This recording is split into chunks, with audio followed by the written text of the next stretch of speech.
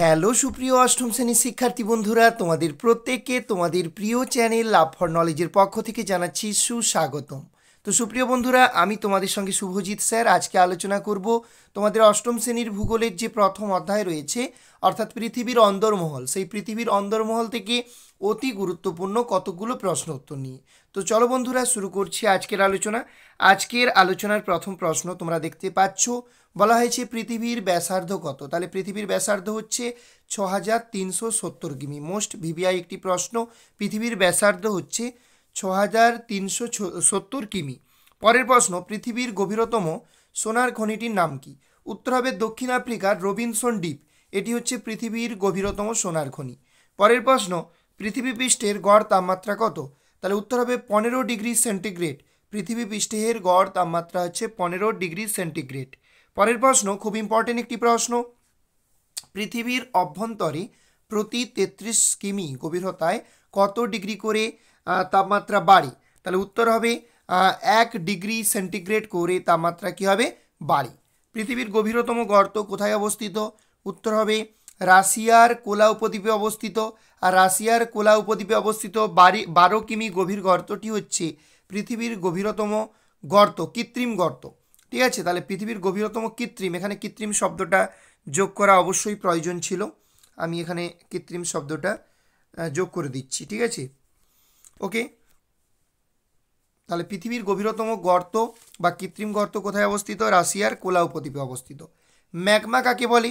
তাহলে ভূগর্ভের পদার্থসমূহ প্রচণ্ড চাপ এবং তাপের প্রভাবে গ্যাস ও বাষ্প মিশ্রিত হয়ে গলিত অবস্থায় থাকলে তাকে ম্যাগমা বলে। তাহলে ভূগর্ভের পদার্থসমূহ প্রচণ্ড চাপ এবং তাপের প্রভাবে গ্যাস এবং বাষ্প মিশ্রিত হয়ে গলিত অবস্থায় থাকলে তাকে ম্যাগমা বলে। মানে আসলে ব্যাপারটা হচ্ছে ম্যাগমাটা গর্ভেই থাকে, ওকে, এবং সেটা প্রচণ্ড চাপ এবং তাপে গ্যাস এবং বাষ্প মিশ্রিত হয়ে গলিত অবস্থায় থাকে। লাভা কাকে বলে? ভূগর্ভের গলিত উত্তপ্ত অর্ধতরল ম্যাগমা ফাটল পথে ভূপৃষ্ঠের বাইরে বেরিয়ে এলে তাকে লাভা বলে। তাহলে কি বলছে? ভূগর্ভের গলিত উত্তপ্ত অর্ধতরল ম্যাগমা ফাটল পথে ভূপৃষ্ঠের বাইরে বেরিয়ে এলে তাকে লাভা বলে। পরের প্রশ্ন, আজ থেকে কত বছর আগে পৃথিবীর সৃষ্টি হয়েছে? উত্তর হবে প্রায় 460 কোটি বছর আগে পৃথিবীর সৃষ্টি হয়েছে। যে সমস্ত প্রস্রবণ থেকে উষ্ণ জল বেরিয়ে আসে তাদের কি বলে? উত্তর হবে যে সমস্ত প্রস্রবণ থেকে উষ্ণ জল বেরিয়ে আসে তাদের উষ্ণ প্রস্রবণ বলে। পরের প্রশ্ন, পশ্চিমবঙ্গের কোথায় উষ্ণ প্রস্রবণ আছে? উত্তর হবে বীরভূমের বক্রেশ্বরে উষ্ণ প্রস্রবণ আছে। ভূতাপবিদ্যুৎ উৎপাদনে কোন দেশ পৃথিবীতে প্রথম স্থান অধিকার করেছে? উত্তর হবে আমেরিকা যুক্তরাষ্ট্র ভূতাপ বিদ্যুৎ উৎপাদনে পৃথিবীতে প্রথম স্থান অধিকার করেছে। দুটি জীবাশ্ম জ্বালানির নাম লেখো। তাহলে একটা হচ্ছে কয়লা হবে আর একটা হচ্ছে খনিজ তেল। তাহলে দুটো লিখতে বলেছে। কয়লা এবং খনিজ তেল হচ্ছে দুটো জীবাশ্ম জ্বালানির উদাহরণ। ভারতের একটি ভূতাপ বিদ্যুৎ কেন্দ্রের নাম লেখো। উত্তর হবে হিমাচল প্রদেশের মণিকরণ ভারতের একটি ভূতাপ বিদ্যুৎ কেন্দ্রের নাম, ওকে। পৃথিবীর গড় ঘনত্ব কত? 5.5 গ্রাম পার ঘন সেমি।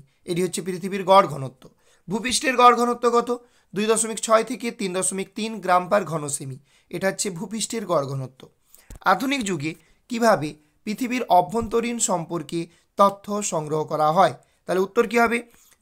ভূমিকম্প তরঙ্গের গতিবিধি পর্যবেক্ষণের দ্বারা আধুনিক যুগে পৃথিবীর অভ্যন্তরীণ সম্পর্কে বা অভ্যন্তর সম্পর্কে তথ্য সংগ্রহ করা হয়।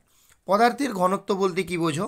একক আয়তনের পদার্থের যতটুকু ভর আছে তার পরিমাপকে পদার্থের ঘনত্ব বলে। তাহলে একক আয়তনের পদার্থের বা একক আয়তন পদার্থের যতটুকু ভর আছে তার পরিমাপকে পদার্থের ঘনত্ব বলে। প্রতি ঘন সেমি জায়গায় পদার্থের ভর কতটা, সেটাই হলো পদার্থের ঘনত্ব, ওকে। পৃথিবীর অভ্যন্তর ভাগকে কয়টি ভাগে ভাগ করা হয় ও কী কী? পৃথিবীর অভ্যন্তর ভাগকে 3টি ভাগে ভাগ করা হয়। আমরা দেখতে পাবো ভূত্বক, গুরুমণ্ডল এবং কেন্দ্রমণ্ডল। এই 3টি ভাগ আমরা দেখতে পাবো। উপরে রয়েছে ভূত্বক, তারপর গুরুমণ্ডল, তারপরে রয়েছে কেন্দ্রমণ্ডল। ভূত্বকে কোন উপাদানের পরিমাণ সর্বাধিক? তাহলে উত্তর হবে ভূত্বকে অক্সিজেনের পরিমাণ সর্বাধিক। পরের প্রশ্ন, ভূত্বকের দ্বিতীয় প্রধান উপাদান কোনটি? উত্তর হবে সিলিকন। পরের প্রশ্ন, ভূত্বক কী? তাহলে ভূত্বক কী? প্রধানত সিলিকন এবং কার্বনজাত পদার্থ দ্বারা গঠিত শিলামণ্ডলের অন্তর্গত পৃথিবীর শক্ত এবং ঢেউ খেলানো বহিরাবরণকে ভূত্বক বলে। প্রধানত সিলিকন ও কার্বনজাত পদার্থ দ্বারা গঠিত শিলামণ্ডলের অন্তর্গত পৃথিবীর শক্ত এবং ঢেউ খেলানো বহিরাবরণকে কী বলা হয়? ভূত্বক বলা হয়। ভূত্বককে কয়টি ভাগে ভাগ করা হয় ও কী কী? ভূত্বককে দুই ভাগে ভাগ করা হয়, যথা মহাদেশীয় ভূত্বক বা শিয়াল, মহাসাগরীয় ভূত্বক বা সীমা। পরের প্রশ্ন, মহাদেশীয় ভূত্বক বা শিয়াল কী ধরনের শিলা দ্বারা গঠিত? তাহলে মহাদেশীয় ভূত্বক বা শিয়াল লঘু গ্রানাইট জাতীয় আম্লিক শিলা দ্বারা গঠিত। পরের প্রশ্ন, মহাদেশীয় ভূত্বকের বা শিয়ালের প্রধান উপাদান কি কি?